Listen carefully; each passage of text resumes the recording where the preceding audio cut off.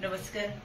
राज्य महिला आयोगाचे अध्यक्ष या नात्याने पदभार स्वीकारल्यानंतर गेल्या 2 वर्षाच्या कालावधीमध्ये विविध भागांमध्ये काम करत असताना, विविध विभागांना न्याय देत असताना अनेक गोष्टी पुढे आल्या आणि या माध्यमातून जसं आपण ह्युमन ट्रॅफिकिंग असेल, बालविवाह असेल, हुंडाबंदी असेल, ट्रान्सजेंडरसाठीचं काम असेल, या सगळ्यांसाठीच काम करत असताना एक गोष्ट प्रकर्षाने जाणवली की पोलीस तक्रार दाखल केल्यानंतर सर्वसामान्य व्यक्तीला न्याय मागताना अनेक वेळा भीती वाटते किंवा कायद्याचं ज्ञान फारसं नसल्यामुळे कुजबुजपणा निर्माण होते.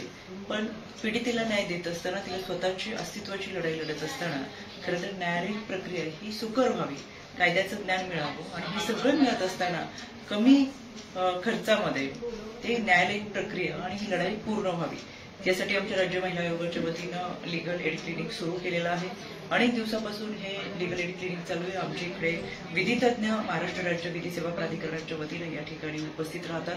अतिशय चांगल्या पद्धतीची माहिती ही अर्जदार आणि गैरअर्जदारांना देत असतात आणि अनेक तक्रारींचं निवारण हे पुढची लढाई न लढता या ठिकाणी केलं जातं.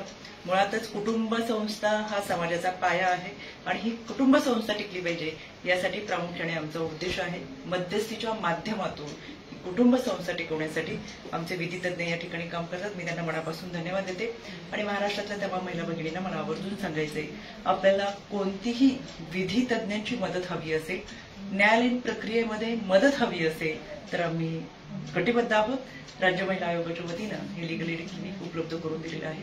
निश्चितपणाने आपण या ठिकाणी माहिती